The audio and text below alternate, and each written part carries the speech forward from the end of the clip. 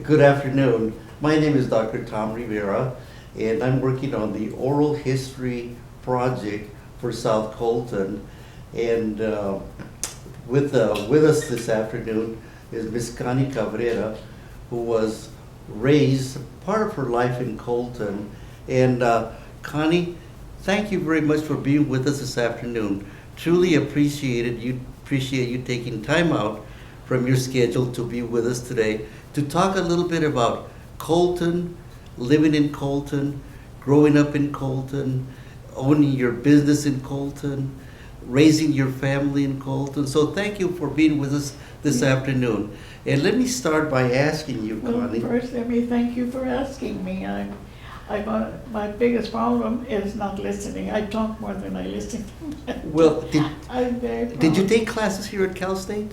And I took satellite classes. Well, I took some at Valley, and then I took satellite classes from Laverne. Laverne College. And some of them were here at Cal State. Oh, you took some classes here at Cal State? That's where I got my bachelor's and my teaching credential. Oh, so you're a Laverne. coyote. Is You're that what they that's are? our mascot, the coyote. Well, we didn't play football, so we didn't. We never still don't found play out. football. But anyway, welcome back to your alma mater. Okay. It was,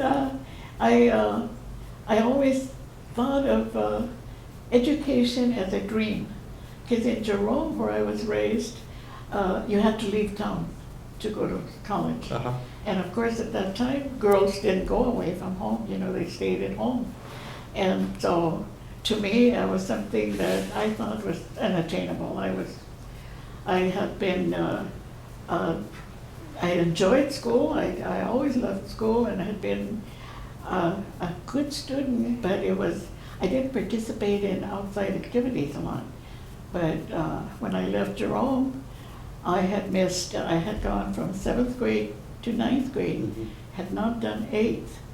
And it was still in the back of my mind, but it was kind of hard to start in a new school in a 9th grade. Mhm. And so I didn't attend school in Colton. Mhm. Instead, I went to cosmetology school. I Mhm. thought, well, I'll skip that. Mhm. And there were jobs all over then, Mhm. or at least I thought. Mhm. But I found out that was not my calling. I Mhm. didn't enjoy that. I loved working on here, but it was not quite what I wanted. It was too much like working in the store. Well, you mentioned, Connie, that you're from Jerome. Yes. Now, what brought your dad here to Colton? I think it was kind of a fluke. He came to get away from Jerome for a few days to get his teeth fixed. And he found out, he knew we had some friends here that had moved when the mine closed down. But I think he liked Colton. I don't know what it was about it. He wasn't too big of a talker about things. I don't know what it was that he liked. But he sent us word to sell our store over there because he had already bought one here. So we moved, and let me tell you, a month later, we were ready to go back home. Mhm. We didn't like Colton. You're kidding. We didn't like Colton. It was, Jerome was like a little family. I mean, everybody knew everybody, and we left our doors open, you never locked doors. And so when we came here was about the Pachuco era. Oh, And that kind of scared us. the mid-40s or so? Yes. 46, 47? 46, 47, Uh-huh. and that scared us a little. My brother was just growing up, he was 10, and my mom didn't like the environment when we first got here. So you were But- kind of afraid being punky, what do you call it, bunkins coming to Colton? Well, no, let me tell you, I didn't feel like a pumpkin. I Mhm. felt, I don't know what it was, but I felt different. I Mhm. felt that I was not going to fit in like I fit in Jerome. How did you make the adjustment? Um, You said you were ready to go home, but how did you make the adjustment? You mean of why? Staying here in Colton? Oh, well, because I was still at home. My Uh-huh. folks stayed here, so I stayed here. Uh-huh. And I met people, and Mhm. I got to liking the people, not Colton, but the people. And your And- dad, you said your dad owned a store in Jerome, and then he bought a store here in Colton. Yes. And tell us about your store that you had here in Colton? Well, it was a little neighborhood store. Uh-huh. And that was nice because it helped us fit in. It helped us get into Colton, meet the people, and find out that they were not different Mhm. from the people in Jerome. They were just brought up differently. Everybody, almost every man picked oranges. And when we came, the young men were in the service. Mhm. A lot of their sons and their husbands were in the service, and the ones that were here were working in the, picking oranges, picking grapes, and sometimes the whole families, would go to Fresno every summer. The whole family went to Fresno, or they went to pick pears somewhere else. Mhm. And I remember meeting Mrs. Saldana in school, and she would take her kids, and every year she'd come back and do a project in her house with what the kids earned. Mhm. Others, unfortunately, did not. The dads Mhm. would come and use the money themselves. Mhm. But the store helped us meet the people and find out they were not different. Mhm. We met families that we are still friends with. Mhm.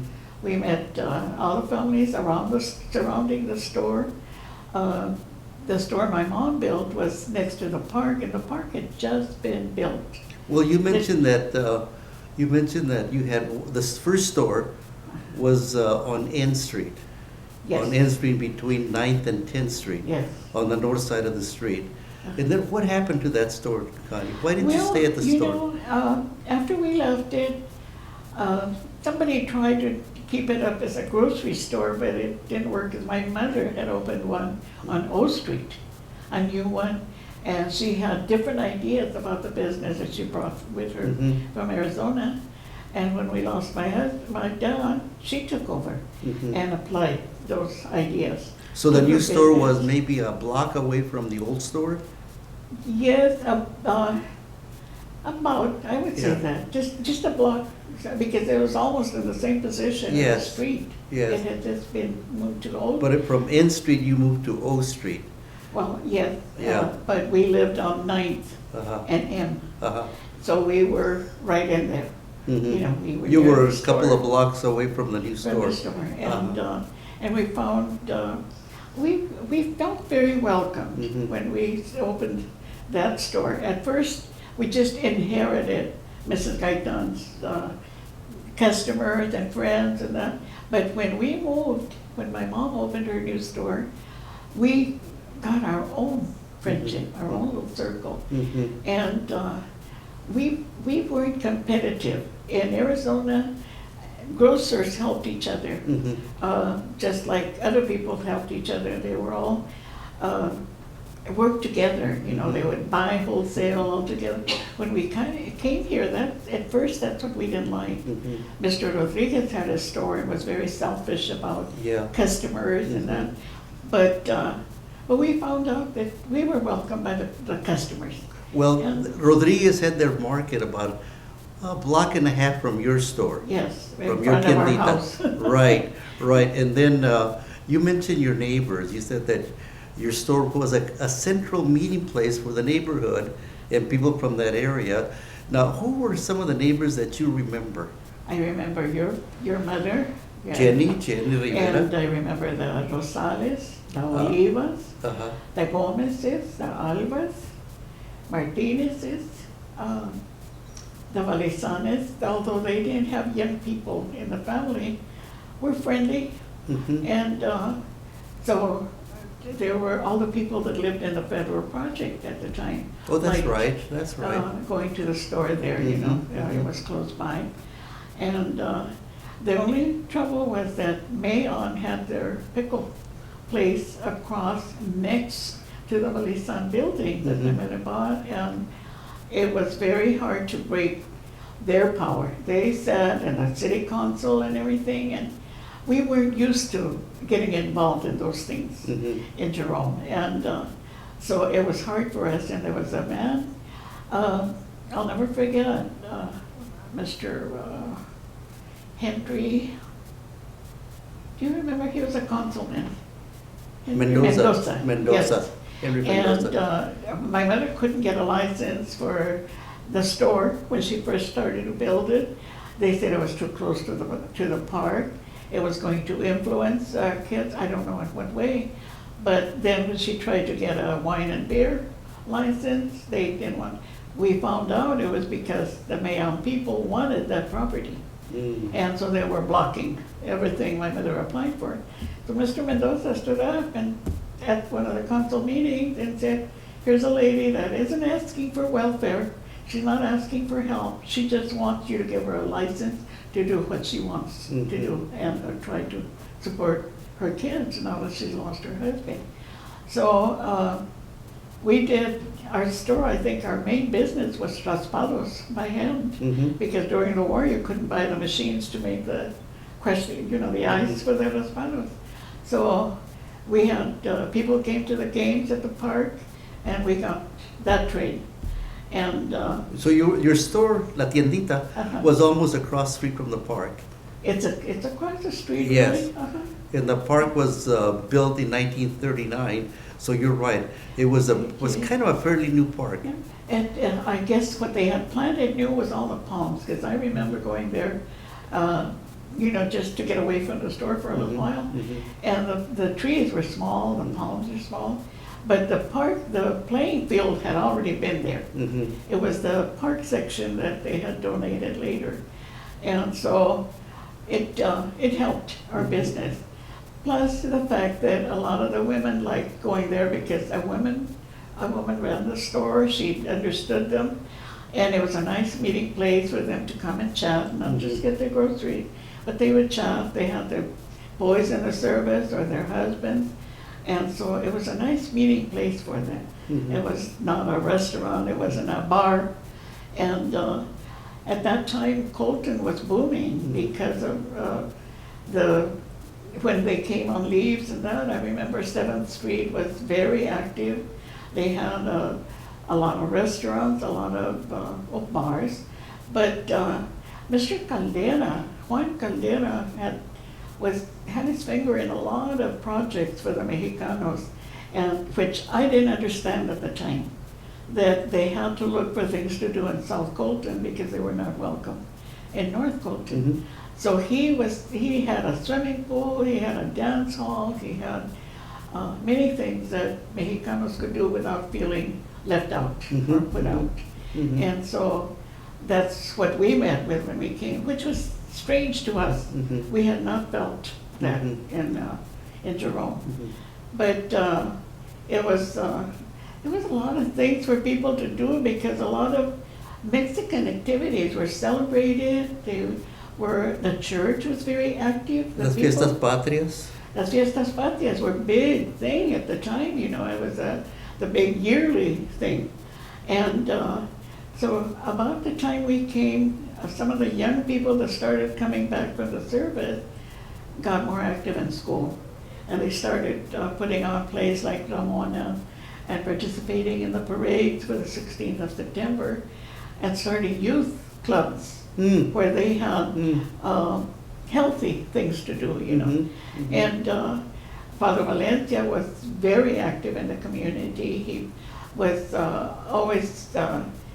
he was a strict priest, but he was also very down to earth and wanted to get the people involved. So that was another activity that people got into, even the young people. They have their Easter celebrations. They burned Judas. I remember that. That was something we were not familiar with until we came here.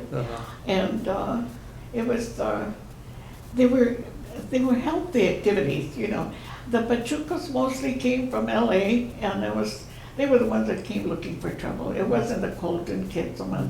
It was others that came from other places. So your store, both stores, La Tiendita, the first one on N Street, and the second one on O Street, serve as a meeting place for the neighborhood.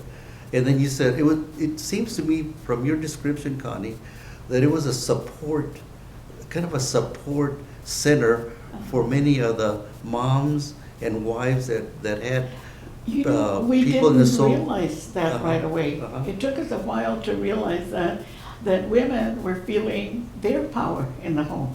You know, now they had a place of their own where they didn't have to be embarrassed about coming and hanging out for a little while and talking about their kids being gone and all that. So I think it was, and my mom was a very special person. She didn't have a lot of schooling. She quit school at 7th grade, but she had the ability to pick up whatever she wanted to. She did, and she kind of led the women in thinking, you know, you can do this, you can do that. And they did. I remember, to me now it's funny, you know, that I used to read and see movies and that where men, you know, they went to little grocery stores or not just a bar, but and they were around the wood stove, you know, chatting about everything. And I had seen them talk about the mines and all that in Jerome, but it was nice to see women get into the store, and at certain times it seemed like they got to know when the other moms came, and they would talk about their projects, their things. And girls were working at Norton, and moms were letting them go to work. They were going to meet them at the tracks when they got off the bus because they were working night shift. Women went to work at the Galeria. You know, a lot of the Escobares. Galeria is the ice. It was the ice plant. The ice the plant? ice plant, but the ice, what was it? PFE? PFE. And so. Pacific Fruit Express. Yeah, And so a lot on of M women Street, were yeah. working there. I didn't know that. See, a lot of I women. thought it was just a man's place to No. work. During the war, it was a lot of women working there. So now women had money to spend the way they wanted to. It wasn't only the man picking oranges and that, and them working once a year, you know, going to pick fruit or working the Chawacan drying places. But they had other jobs, you know. We got to meet girls that had never worked before, but they were working at Norton, and they were, and their moms were feeling good about it. They were not embarrassed to have them go work night shift or whatever. And the moms would get together and go wait for them, or they'd take turns waiting for each other's. You know, one night one mother would go and wait for all of them, the other night another mother would go. And to me, that was just wonderful.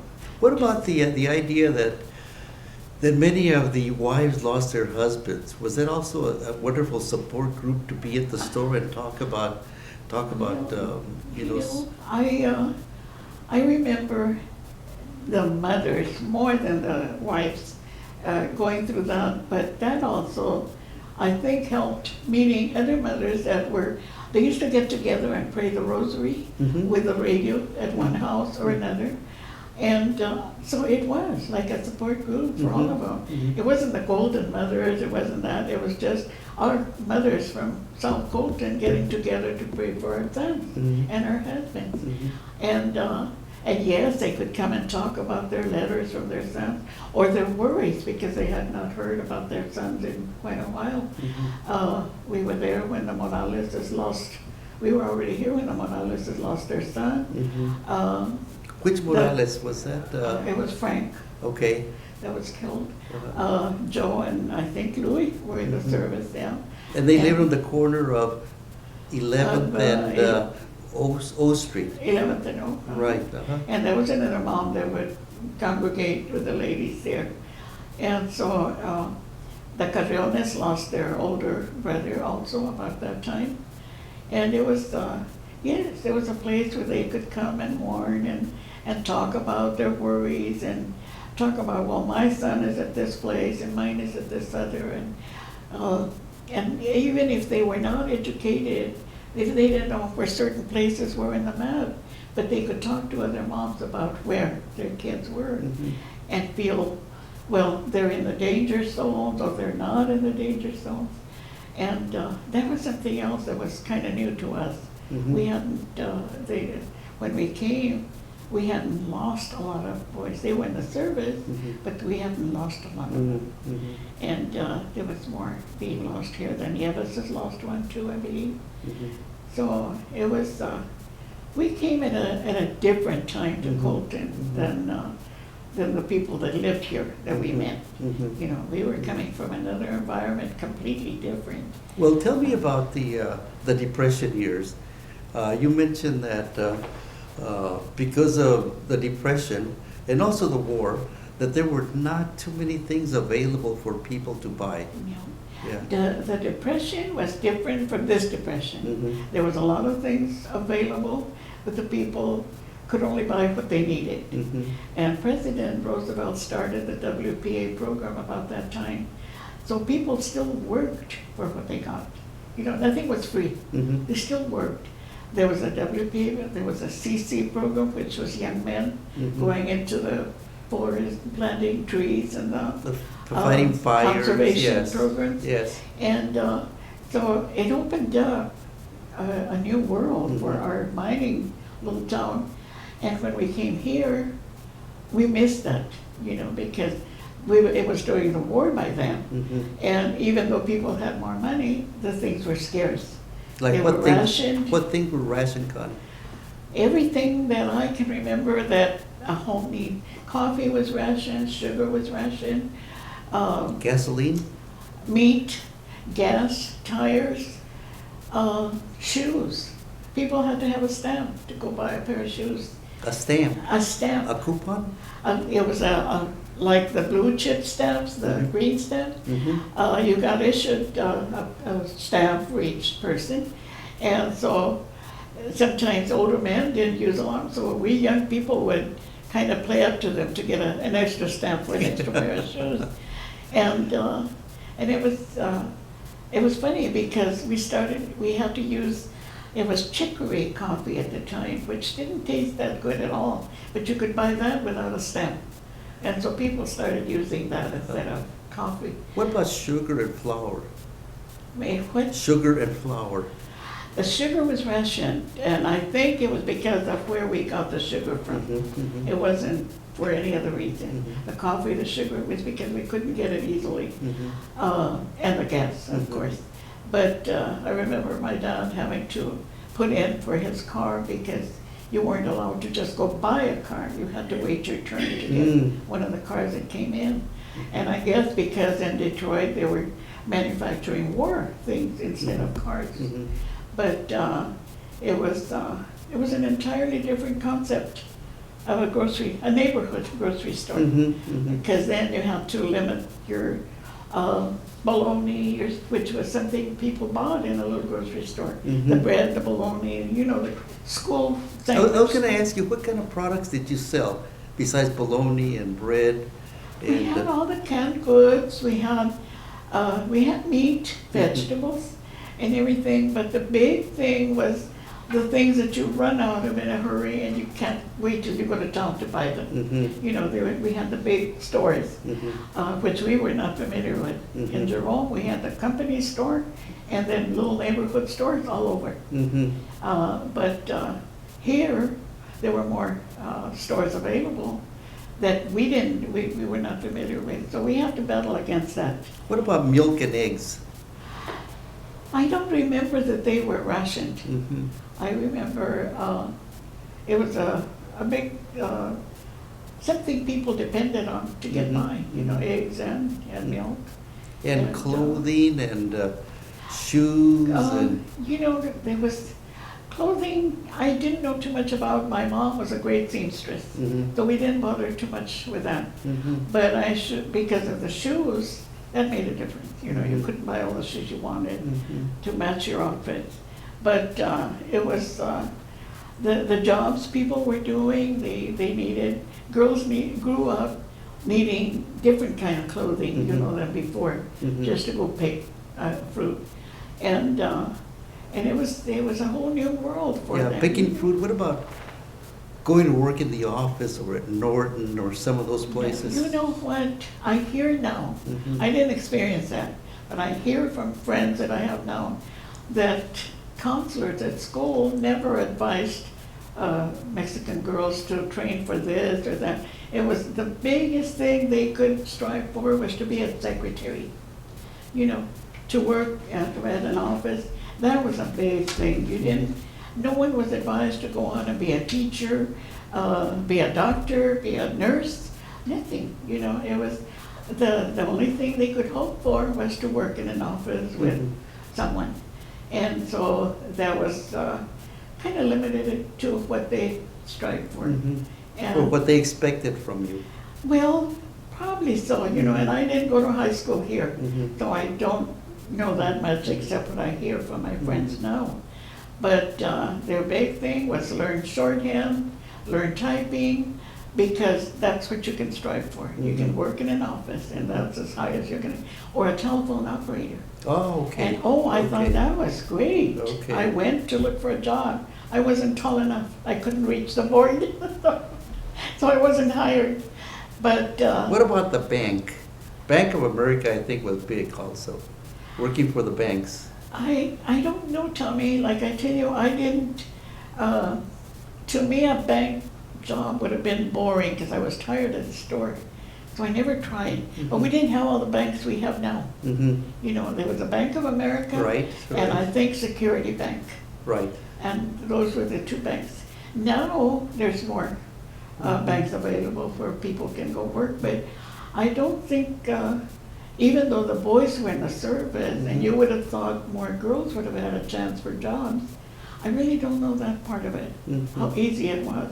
I know when I found out that Hilda Garcia worked in a bank in LA. Well, your neighbor, because the she Garcias was- were your They were neighbors. the only ones that were neighbors at that time. Right. And I thought that was great. And then when I found out she was an airline stewardess, I couldn't believe it. A Mexican girl being an airline stewardess.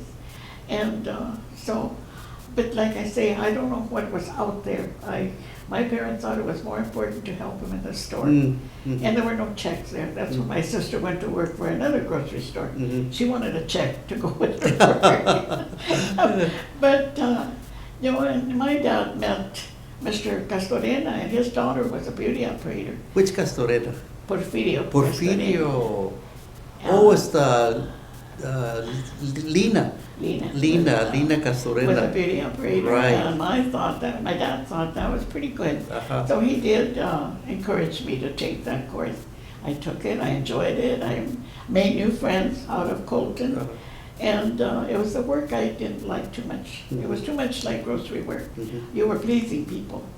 And I think I had always wanted to be a teacher. Mhm. From the time I was small, we played school, and I was a teacher. I was never the student. I was a teacher. So to me, there was nothing else that really interested me that much, you know. Yeah. Well, let me ask you, what did you do for entertainment? For what? Entertainment, dances Well, or there were going to dances. fiestas or parties? Well, we went to fiestas when we came here, because like I tell you, we had the 16th of September celebration over there. So that was familiar to us. Dad would let us go to that one.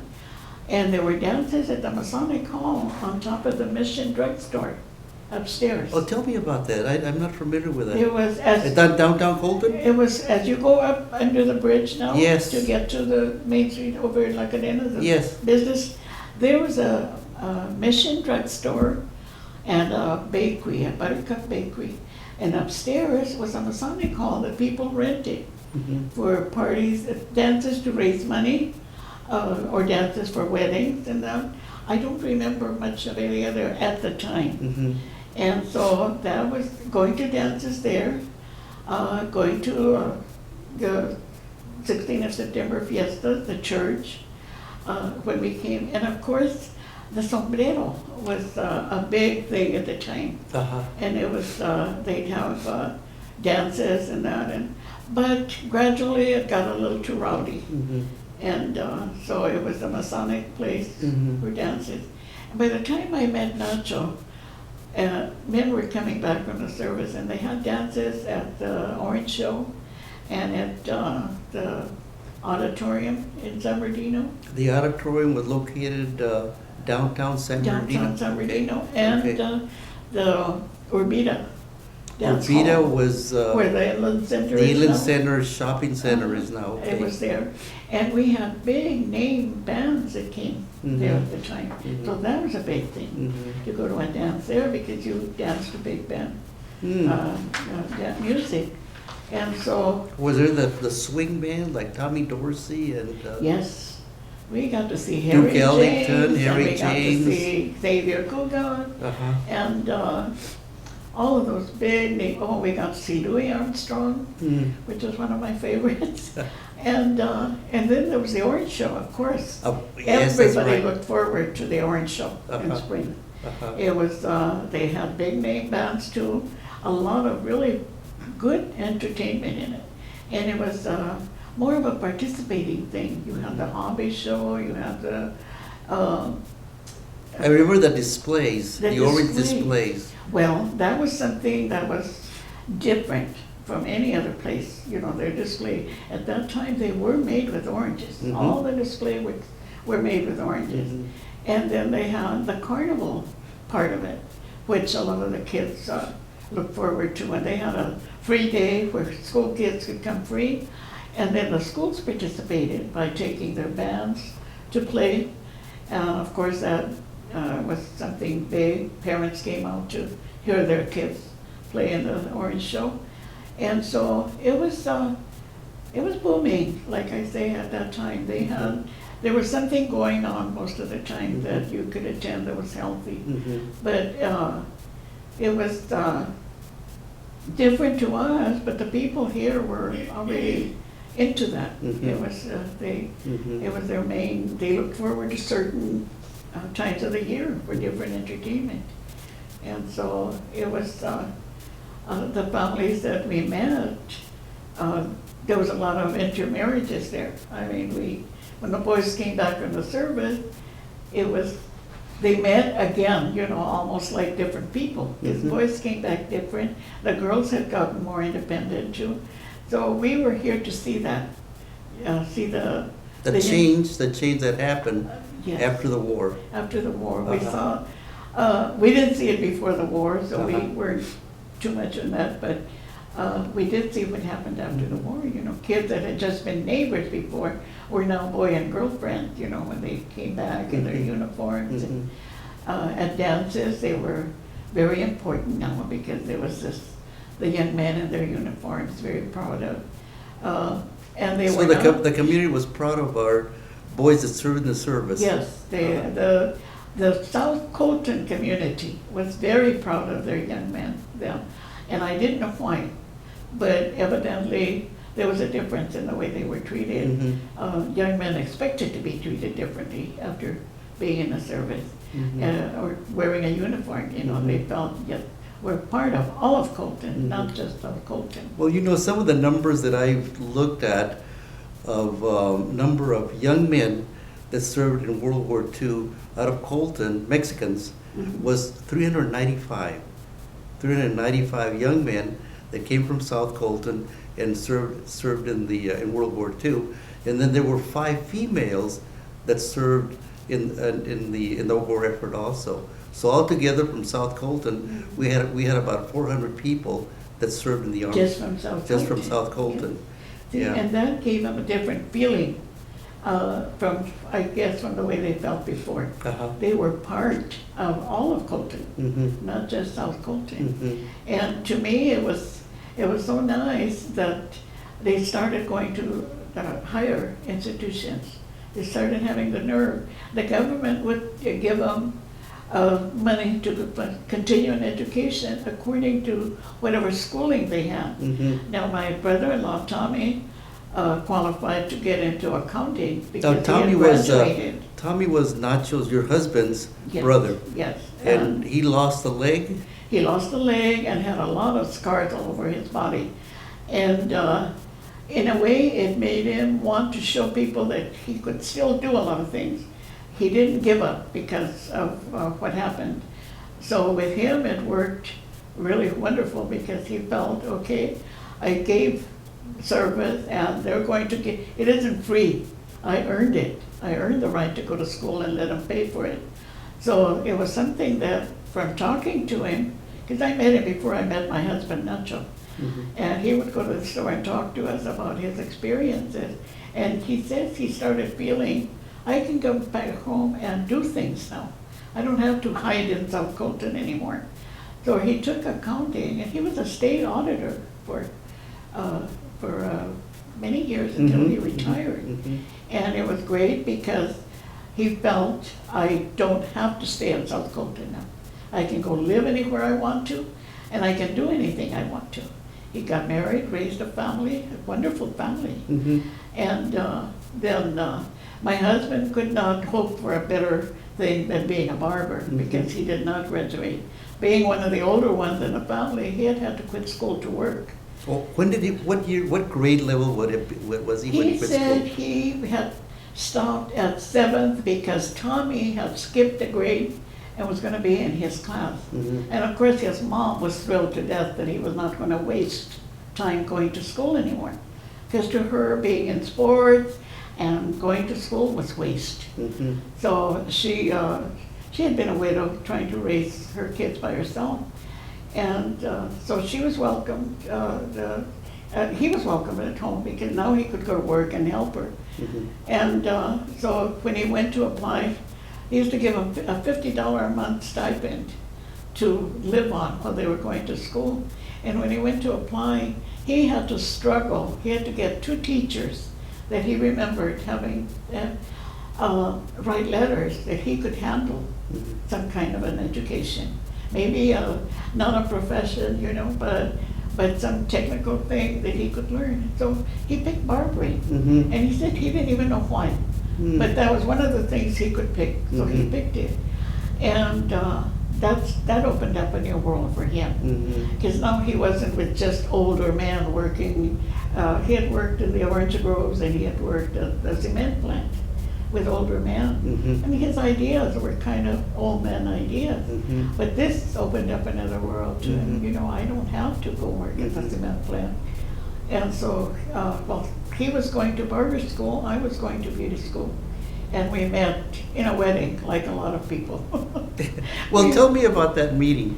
Well, Tell it me about was- that meeting that you, I was gonna ask you, how did you meet your husband Nacho? Well, you know, we met him at the store because he had to go by our store to get home on his leave. Uh-huh. So he met my mom. He didn't meet me till way later. And he met my mom and they got to be friends. But then when he was engaged to someone and the sister or cousin was getting married, so he was supposed to be the best man with the girl he had been engaged to, which he was no longer engaged to. And I was just a bridesmaid, but we met at the reception.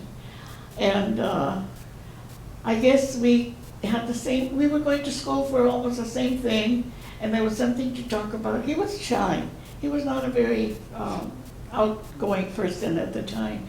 But, and he lived there so that we got to see each other at the store. And we had a lot in common. And so we started going out places, just very short little, excursions. Our big thing was taking the bus all the way to Shandon Hills, sitting there while the bus turned around and then riding back to the beauty school and having coffee at the little coffee shop right next to the beauty school. Uh-huh. And I don't know, it was a slow kind of a friendship that grew. It was, and I'm glad that it kept on growing. We got married, we were married for 30-some years before he passed away, and it was, I think we were still growing, still learning about each other, or teaching each other things, Mhm. which made it very nice. I didn't realize what a good marriage I had until I started hearing from other people. And how many children did you have? We just had 2 boys. And their names are? There's Ronnie, and he's the oldest one. He's 5 years older than Ernie. And we raised them in South Colton, right a block from where my husband had been raised.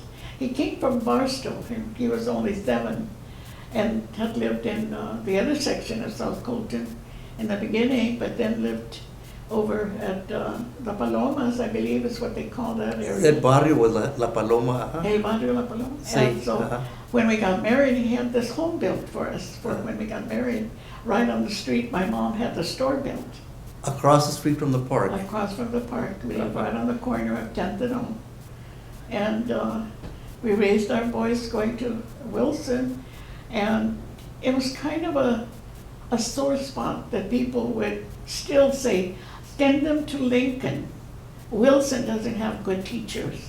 You don't want to keep your kids at Wilson School. You don't want them to know that you live in South Colton. And so you don't have a break if you live in South Colton. So that was a big stigma, eh? It was, you know. And I didn't live it, but I heard it from my husband and other people that the tracks were the dividing line. You know, the south of the tracks was the Mexican section. If you were out in North Colton, you were out of your area. Go back to South Colton where you belong. Go back to the other side of the tracks where you belong. And so, but after the service, young men started to think, we belong anywhere. We can go anywhere we want to as long as we behave. And so when we got married, he was working in the Santa Fe, and but his dream was to have his own shop. He worked part-time, worked at the Santa Fe, and then part-time for Mr. Ornelas, what was the other one? Llamas. Llamas, Caldera, and Ornelas. Ornelas, yeah. Cruz Ornelas. Cruz Ornelas, and who's part of the family now. And his grandson is married to my niece. And there's Caldera and Krista, what was the other real famous name in South Colton? Let's see, Llamas had a lot of property on 7th Street. No, Llamas was not what he worked for, but it was Cristobal Caldera and Cruz Ornelas and it was in there. I'll think about it. Now, when did he open up his own shop? He opened his shop must have been around 1955, but he worked for Moy Flores, not for Moy, but rented from Moy right on La Cadena. And that even made him want his own place more and more. At first, there was a corner of La Cadena in N Street. Yes. Okay. And he rented a place there and was kind of happy there, but he still dreamed of having his own little place, fixing it up the way he wanted. So we got a chance to buy a little corner place across from Mr. Navarro's little grocery store. That was on N and 7th. Yes. N and 7th Street, So with quite a struggle, we built a little shop for him there, and he was so proud of it that even after he lost his eyesight, he didn't want to rent it to anyone else. He still thought he would regain his sight and he could go back to barbering. But that was his big attainment. Well, he did a good job, very successful, because everybody wanted a haircut from Nacho. Well, and you know, the other part of being the barber and living there in South Colton and all that, to him was, it opened a new world to him, because now he could put a lot of his ideas into other people's minds, what he had thought, what he had done, and this was a big part of his job to him. Not so much just cutting hair. He was very proud of a good haircut. You never left his shop with a ruined haircut, or you wouldn't pay for it. If you moved and your hair, or you had a boil in your hair and he had to stop, he wouldn't charge you for his haircut. It was his pride. You had to come out of his shop with a perfect haircut. I remember they were wearing flat tops. Yes. And I swear, he used a ruler to do the flat top, because he was so proud of his flat top. But he was a young person, and he could understand young people. Even when their parents brought him in, he could kind of fix it so that both were happy, the dad or the mom and the child. And so that part, but being able to praise what people did, share ideas with them, help them attain what they thought they couldn't, that was a big thing to him. Connie, there was a Chamber of Commerce. Did he belong, or was he allowed to belong to the Colton Chamber of Commerce? I don't know if they were before the war, but after the war, you could see that a little bit. You know, there was Mr. Mendoza and Johnny Jeremias. Johnny Martinez. He was a young man that dared, to speak up and want to get into those places. Mhm. Some of the older people might have ideas, but they didn't think they could do it. Mhm. So I think that's what Nacho liked, Mhm. opening it up so that, yes, I can, maybe, I can do Mhm. this. Mhm. I can belong to the council. Mhm. I can do what I want to now, I have a right. So a lot of people that the thinking started that Pascual Oliva and Pete Lukey and some of Manuel Padilla, they all thought that we should participate in our community and we should start running for office. And- Was Nacho influencing them, or was he? You know- Did they visit him and ask for his advice, or? The Olivas were a very proud group of young men. And Mr. Nuki had a lot of, he was independent too. I think he thought for himself and he always wanted. But they thought their bigness could not go further than South Colton, Mhm. And so they started kind of thinking, hey, we can move out of South Colton. We can belong to other committees, other places that not just Mexicans belong to.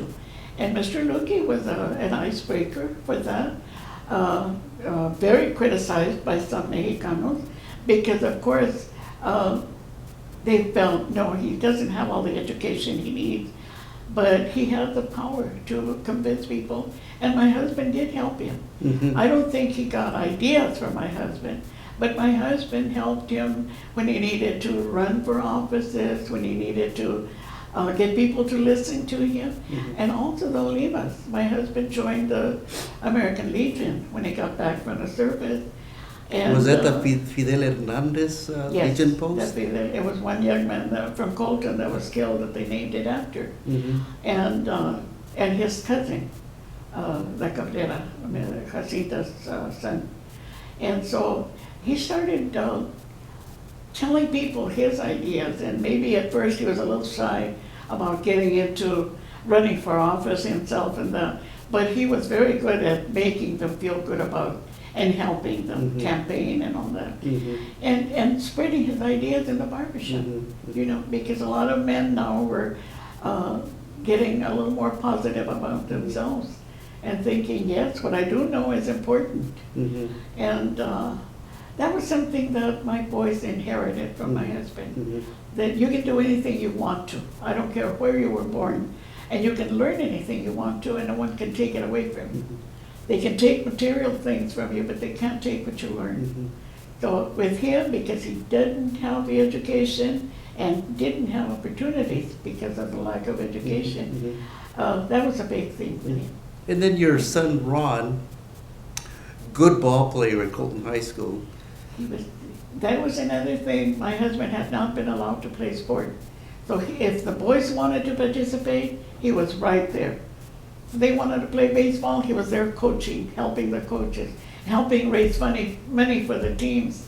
If they wanted to go try a new sport where not many Mexicanos went, like bowling, we went and we learned to bowl with them so that they could participate. They won trophies and all of that. He took up miniature golf, he took up bowling, even a simple thing like going to the beach. Mhm. He had never been able to do that when he was growing up, so he didn't think too much of that. But the boys liked it, so he did. He loved horseback riding, he taught them how to ride horses. By the time Ronnie was under 3 when he started going with him.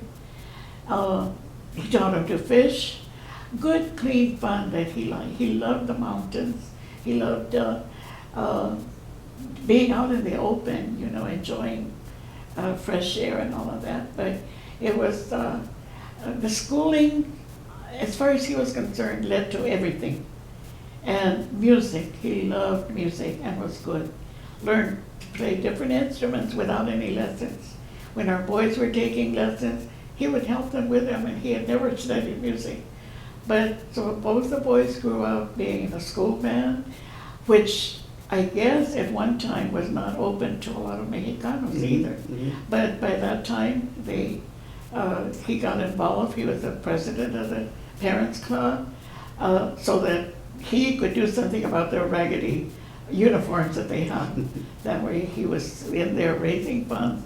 We sold corn on the cob at the Patio Supremo for the 16th of September fiestas, which he never would have done. But because it was to raise money for the high school, he wasn't embarrassed about doing it. And the boys were very involved in recreation because of their love of sport. That was their job that they enjoyed. Both of them did. Both of them. I'm very proud of both of them participating in just about anything and doing the best they could. Well, I do remember, as a matter of fact, I ran across a little girl. She's an adult now and has kids, but I remember Nacho was Santa Claus. Nacho was Santa Claus, and he went to our house for a couple, 2 or 3 or 4 years, and the little girl still remembers she being 3 or 4 years old and getting a present from Nacho the Santa Claus. Really? Yes. That used to please him so much. His big dream was raising funds to give a toy to each child, not just a little bag of candy, but a toy. And that was a big event. We used to get together to buy the things. When he joined the Legion, they didn't participate in a lot of community activities. It was mostly a men activity. You're a Legion member, you get together Fridays, you drink a beer and you talk about things. But when he joined it, he had a purpose. And so he loved being Santa Claus. He had never had that opportunity when he was little. There was no Santa Claus for orphan kids, Right. That didn't have relatives. So that was something he really loved doing. To this day, when I see a picture of Santa Claus or a party with a Santa Claus, it brings back to mind because that was his big thing of the year. Dressing up as Santa, parading all over Colton and advertising to the kids that they were going to be passing out candy at the church. At first it was at the corner of N and La Cadena that they did it, and then later it was at the church parking lot. But that was a big thing to him. And the boys continued that. When I was working with little children, they would dress up in his Santa uniform to go pass out candy to my kids that I worked with. Both of them did it, both Ronnie and Ernie. And it was part of his life, It was, but I know the little Vilches boy also. Tony. Tony's little boy, I forget Yes. his name. And so he was out in the yard when Nacho went by in the truck, advertising where he was gonna be. He ran inside the house, his mom said, we didn't take him, we didn't need to, we thought that was for needy kids, But he came in running, Mom, Santa knew my name, you have to take me. Because he knows my name, and he wants me to be there to get a bag of candy. So, and he was little when that happened also. Well, probably. they do remember that. People do remember that. And he was so happy. Yeah. When he found someone that would remember him as Santa, he just thought that was beautiful. That was his big thing. And thank God he encouraged me. I I wouldn't say timid. I was used to working with adults, but I didn't have a very good self-image of myself. Well, I didn't. you mentioned that you didn't like working at the store, you didn't like to be a beautician, and the other thing was that you taught, you were a teacher. How long did you teach for? I only taught 12 years, Tommy, because I didn't go back to school till I was 48. I graduated with my teaching credential at 52. But I think that had been my dream. I had always, that's why I hadn't found my calling yet. I loved teaching. I worked first as a volunteer in school. And then when Dr. McCoy opened her program, and you were in the advisory group at that time, I remember I got real excited about it. It's not a teaching job, a full-blown teacher, but I was going to get to work with children. And I had done that as a volunteer since my kids started school. And so it was, I got my feet wet working with kids, and she opened up a home tutorial program. And then she kept taking me to conferences where there were only teachers. And so when Saber opened up this program to teach bilingual teachers, they offered it to people that were bilingual, first of all. Second, to people that had experience working with children. And I got chosen. I don't know, to this day I don't know who recommended me. But I was afraid. I was afraid because I'd never graduated from high school. I was afraid to tackle a college career. So but my husband encouraged me a lot. Good. And so did my voice. Well, you were a teacher, and Connie, you also wrote about your sister's Rachel, her Yes. her restaurant. You wrote a little story that's in the Colton Museum. How did you like writing?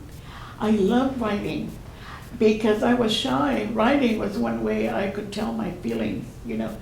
And so I think if I hadn't been a teacher, I would have loved to have been a journalist, talking about people, not tragedies and bad things, but about people. I love people. I'm a people's person. And I wanted people to know what my sister had struggled. And her kids didn't seem to see it. They took everything for granted. And I had seen her raising 5 kids. And with my brother-in-law working, he was very helpful with her. But it was something to me.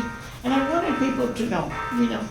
So because I like writing, I started to, and I was so fortunate that an article came out of the paper asking for you to write about Colton citizens.